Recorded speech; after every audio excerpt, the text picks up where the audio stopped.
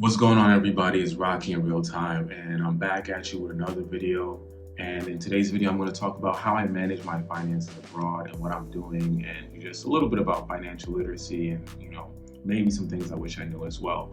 But I want to start out by saying that this is in no way any sort of financial advice, because at the end of the day, for the viewers watching, to you, I'm still just a guy on the internet. You don't know me personally. I'm not a licensed financial advisor or anything like that. These are just the things that I'm doing. So please take everything with a grain of salt and do your own due diligence and your own research, because every situation is different. I'm just telling you about mine and the things I'm doing, right? So yeah, if you're encountering this video and this is your first video, I'll just give you a backstory about me. I'm a software engineer. I'm from New York. I live here in Brazil now. I relocated about going on almost 3 years ago now. Well, I started the relocation process about 3 years ago, but now I'm full-time living here in Brazil. I go back and forth. I might go back to US for like 2 weeks or so, but I'm a permanent resident here. And I'm making money in tech as working for a company in the United States and living here. We're basically on the same time zone. Brazil has 3 time zones, so I'm on the far eastern coast of the country. So I'm 1 hour ahead of Eastern Standard Time, which is the time zone my company works on. So yeah, that's a little bit about me. Forget the whole spiel. Yeah, like how am I managing my money abroad? What am I doing? Like how is that process? Well, I want to start out by saying it's not something that happens overnight. This is a culmination of many years of me just constantly growing and improving and just reading different books, just constantly investing in my financial literacy, because this is not something we're taught in school, and that's by design. So don't beat yourself up for not knowing some of these things, because in the United States, I know a lot of my viewers are from the US, John D. Rockefeller sort of influenced the whole education system, right? Before that, we were just going to Sunday school for about a couple hours, and that's where we would learn to read and write. But he realized that good students will make good workers, and it takes about 13 years to indoctrinate somebody. So yeah, that's why we have 13 years of school. And I think his quote, it's not the exact quote, but yeah, I think that his quote was good students make good workers. And they asked him, so what are we going to teach them for 13 years? And he's like, a whole lot about nothing. Right, that's why we learn the Pythagorean theorem and a bunch of other stuff and things that are happening in Pluto, and we don't know how to do our taxes, or we don't know how to manage a budget, or some of these basic things that we're gonna have to do daily or monthly or consistently with the rest of our lives. So yeah, let me beat that aside, let me push that aside, and let's get back into it. How am I managing my money abroad? What's going on, right? So first, you gotta learn basic financial literacy, man. Learn the basics. When you get a check, you save 20% of it for either emergency funds or to invest in other things, right? And ideally, you should have a 6 month to a year's worth of financial resources, or an emergency fund that you can liquidate easily, like a savings account. So that you can, if any emergency, anything happens to, because, this is life. Things happen all the time.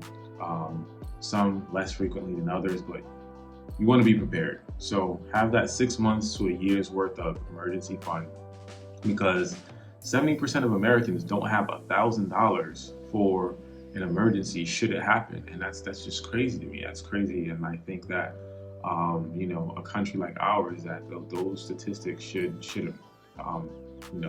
that number should be a lot less. That's it's unfortunate, right?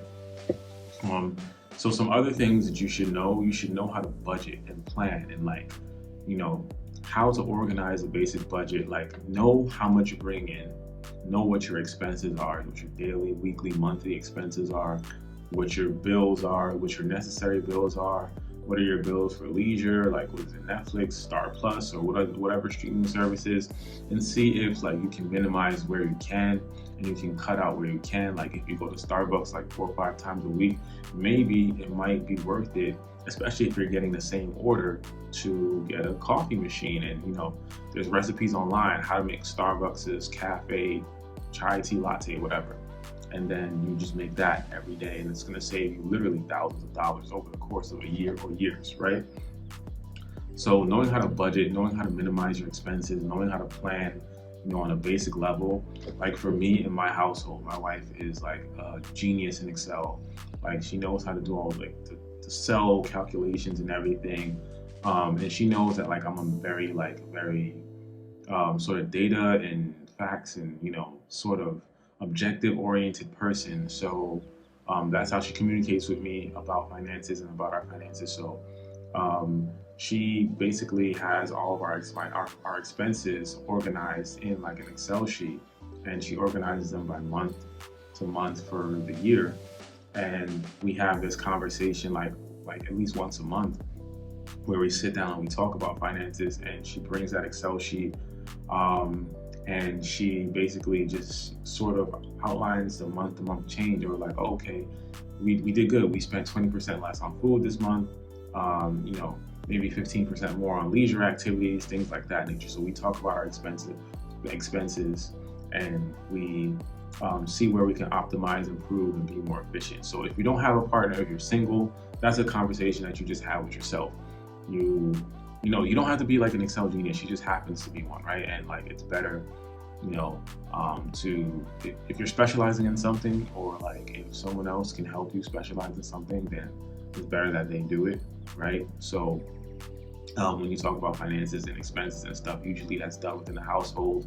Household has more than one person, but if you're single, and you should just have a basic understanding of like some sort of budgeting tool, whether it's QuickBooks or whether it's like Excel or something. Like there's a bunch of other apps like Mint or something like that, that like really just has an API connected to your bank account. So it itemizes your expenses into different categories automatically. So there's apps like that. There's a bunch of apps like that. So, you can use things like that. Like you can use a combination of Mint and Excel and all that other stuff. And learning how to use these things takes a weekend, right? Like I said, you don't have to be an expert or a genius in them.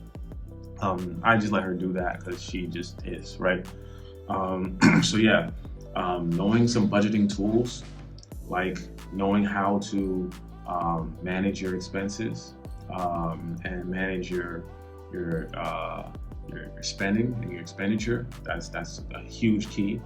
And knowing what your assets are and what your liabilities. So your liabilities are the things that are costing you money, and your assets are the things that are making you money. So you want to invest more in the assets and spend less on the liabilities, right? Also, what you should learn is you should learn about commodity markets, like trading different sorts of or like just how commodity markets work. So we're talking about stocks, we're talking about bonds, we're talking about crypto, we're talking about foreign money markets, like all those different sort of commodities. And with that, you should learn like trading psychology, fundamental analysis, and technical analysis. So fundamental analysis is basically like how to look at a company's sort of financials and look at the history and the trajectory of like a certain commodity and sort of assess whether it's a valid investment or not. Technical analysis involves reading like the charts and knowing like what a doji is, what a hammer, inverted hammer, different patterns, head and shoulder, all that other stuff. Not going to bog you down with details, but yeah, knowing that stuff. And then trading psychology is just like knowing basic just human psychology when it comes to money and trading, like knowing what FOMO is and like knowing how certain human behaviors will affect and drive the price of certain commodities, right? So that's another one. Also, a really, really big one is setting financial goals. So I set financial goals. Me and my wife, we set financial goals for the month, for the quarter, and for the year. So we try and set our financial goals. And if you're single, like having someone keep you accountable is key, like a friend, a brother, a sister, a colleague, or maybe someone that you've met through some online community, like Reddit or something like that, or I don't know, just some online community where you're like learning about money and learning about like financial planning or like budgeting and financial literacy. Like and speaking of debt, knowing how to manage and pay off your debt is key. and knowing your debt to income ratio and knowing how much debt you need to pay off, and figuring out a plan for that as well.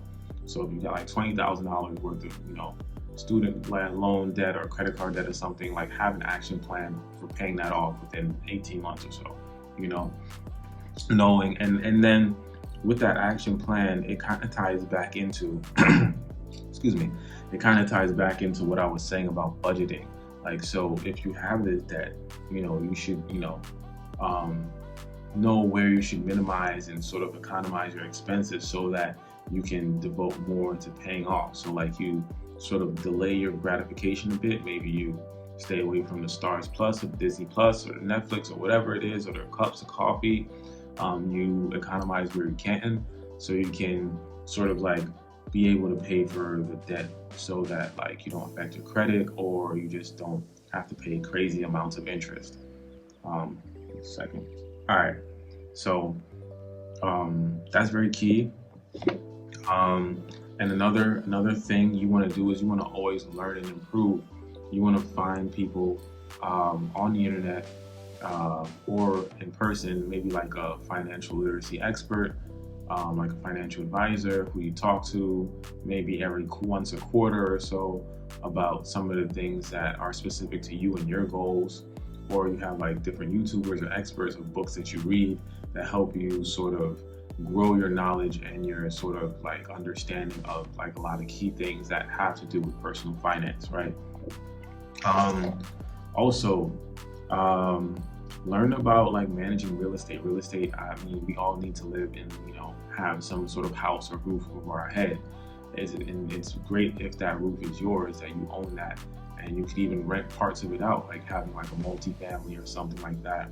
And learning how to manage your real estate, in a different country, like your target country, like whether you're moving to, South Central America, Africa, Europe, wherever you are as an expat, learning the real estate game there, and basically playing it and to your advantage. So, or managing your real estate that you have back home. So if you have real estate back home in the States, knowing how to manage that remotely.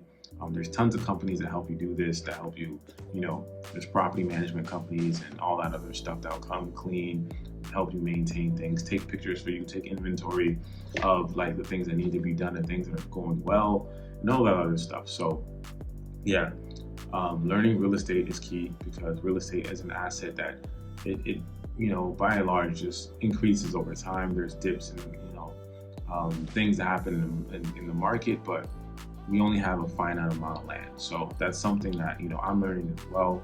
I plan on buying up a property back in the States. My wife's family, luckily enough for me and us, they have a lot of property here in Brazil. They have like a condo not so far away from here where I am in Baja, and back in her small town, they have properties there that they rent out to students and other things, which my wife manages. So she's teaching me about the real estate game here in Brazil, like the laws and the tax and all that other stuff. So as an expat, if you want to learn about about real estate, in your target country, it's best to either read in that, read resources, or have someone that has already done that or is doing that in that country teach you and like basically school you to the game, like how that works there. For me, it's my wife. For you, it could be like a friend. It could be like someone that you pay. It could be like resources online that you learn from online. So yeah, that's another thing. Also, along with that, learn about different industries in your target country. So in the country that you move to, and this is what I do, I'm learning about different industries. I'm learning about like, the farming industry, which is big here, which my wife's family is also involved in. Real estate, like I said, the tech industry, I'm learning about it. I'm learning about the companies that are emerging, how other companies in the United States are investing in companies here. Yeah, those are things I'm learning. I'm learning about just, the world around me here and how that is changing in the different industries, and how, those are growing and contributing to the GDP of Brazil. So if you're moving to another country, that's something that you gotta learn. You gotta learn about the different industries that affect the growth of that country, and that you could possibly and potentially invest in as well. So yeah, also I diversify my assets. My assets aren't just dumped into one thing. I've made that mistake in the past, and it's not good. It's always good to keep your eggs in more than one basket, right? So my main assets though right now are crypto, um, dividend yielding stocks. Like I dump a lot into the S&P 500, which is basically a collection of like well-performing stocks that has been averaging historically over time like 9-10%. And now I have money in real estate. And yeah, so those are just my four things. And I'm also investing in a personal, like a business for myself, like a digital assets business where I sell digital products. So a few of those are making me money. A few haven't really metastasized into making me money yet because you're playing a long game. You're investing it now, and over time it's going to grow. So yeah, keep that in mind. And also, another major thing that you should learn about, that I learned about, which I'm still learning about, is credit. Specifically like learning the basics of credit, how to fix your credit, and just where and how to employ the best credit fixing company. Because I don't want to become a credit expert, right? There's people who are already credit experts, right? So I'm using my income to help them, give to them so that they can help me, boost my credit to where I want it to go. I have good credit, but I want it to be just not above 800, where you get the best interest rates, and really not. It doesn't have to be above 800. Really, when you get into that 780 range, you'll get the best interest rates. You'll get a lot of benefits. You'll get credit card offers and things like that. So I just think that aesthetically, the 800 number looks nice, and nothing's wrong with having really, really high credit score. So yeah, learn about credit and learn how to leverage good credit and get the best credit cards for you.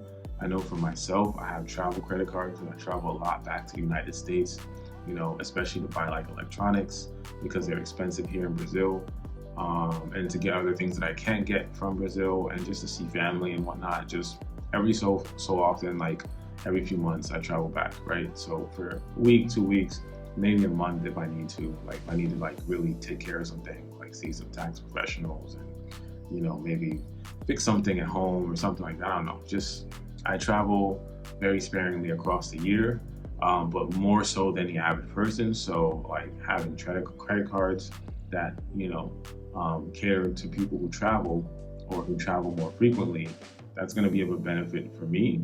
And if you're becoming an expat, that's going to be of a benefit for you as well, because you're going to get points, access to lounges, cash back, like that kind of thing, free flights. Like I think the last flight I took here was free, because I had reached the intro offer. So yeah, learn about that stuff. Get good at it. Get good at it enough to be able to make moves on your own. You should learn about the economies, because right now I try as much as hard as I can to learn about the economy here in Brazil, learn about the things influencing the economy, learn about the economic trade alliance that Brazil is in, called BRICS, which is an acronym that stands for Brazil, Russia, India, China, and South Africa. These are all nations that are merging into the first world.